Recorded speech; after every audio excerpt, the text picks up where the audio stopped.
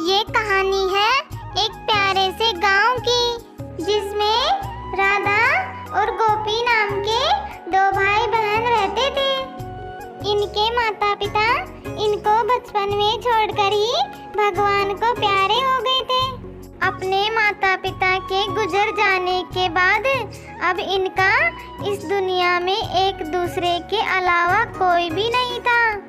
राधा दूसरों के घरों में मेहनत मजदूरी करके अपना और अपने छोटे भाई का पेट पालती थी।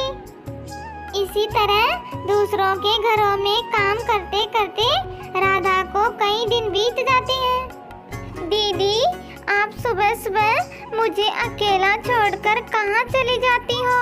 दीदी, आपके जाने के बाद मेरा घर पर बैठे बैठे अकेले का बिल्कुल भी मन नहीं लगता। दीदी, कल से मैं भी आपके साथ जाऊंगा। हाँ गोपी, कल से मैं तुम्हें पक्का अपने साथ लेकर जाऊंगी। अब तो खुश हो ना तुम? अरे वाह, कल से मैं भी दीदी के साथ जाऊंगा। देखो गोपी, कितनी रात हो गई है। अब चलो अंदर और चलकर कुछ खा लो। तुम्हें बहुत तेज भूख लग रही होगी। हाँ दीदी, भूख के मारे तो मेरे पेट में चूहे दौड़ रहे हैं। इतना कहने के बाद दोनों भाई बहन घर के अंदर चले जाते हैं और खाना खाने के बाद विश्राम करने लगते हैं। अगले दिन सुबह होते ही राधा अपने भाई गोपी को लेकर काम पर जाने लगती है। चलते चलते राधा और गोपी गांव से बहुत दूर निकल आते हैं। दीदी, और कितनी दूर चलना पड़ेगा?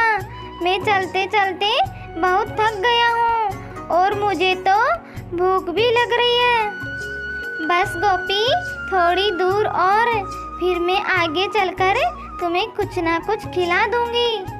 ऐसा कहकर राधा अपने भाई को दिलासा देती रहती है। कुछ दूर आगे जाने पर राधा को एक बूढ़ी अम्मा मिलती है। बिटिया, मैंने 2 दिन से कुछ भी नहीं खाया। क्या तुम मुझे कुछ खाने को दोगी बेटा? भगवान तुम्हारा भला करेगा। माँ जी, यहाँ पर तो मेरे पास कुछ भी नहीं है, लेकिन माँ जी आप मेरे साथ मेरे घर चलो, मैं वहाँ आपको कुछ ना कुछ खिला दूंगी। इतना कहने के बाद राधा बूढ़ी अम्मा को लेकर अपने घर आ जाती है और घर आने के बाद राधा जो कुछ थोड़ा बहुत खाना बचा हुआ था वह दादी माँ को खिला देती है। खाना खाते ही बूढ़ी अम्मा बहुत खुश हो जाती है और राधा से कहती है, राधा बिटिया, तुम बहुत ही नेक दिल और अच्छी बिटिया हो। तुम्हारा मन एकदम पवित्र गंगा जल की तरह है। राधा बिटिया, मुझे तुम्हारे सारे दुखों के बारे में पता है। आज से तुम्हें किसी भी बात की कोई परेशानी नहीं होगी। ये लो एक जादुई घड़ा, इससे तुम जो भी मांगोगी वो तुम्हें तुरंत मिल जाएगा।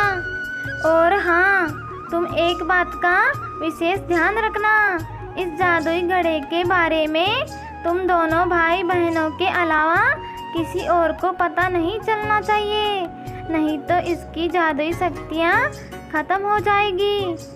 हाँ दादी माँ, हम ऐसा ही करेंगे।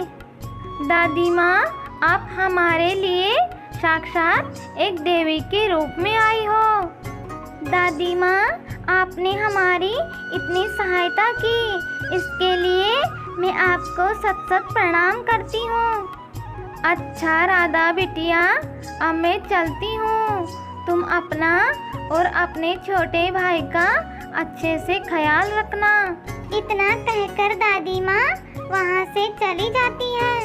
इसके बाद राधा उस जादुई घड़े से जो भी मांगती तो वह उसे तुरंत मिल जाता था।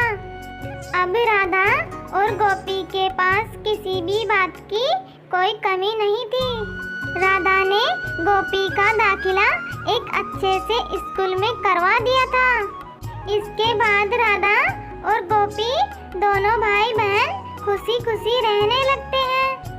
तो दोस्तों, कैसी लगी आपको ये कहानी? ऐसी और नई नई मजेदार कहानियाँ देखने के लिए हमारे इस वीडियो को लाइक और चैनल को सब्सक्राइब करना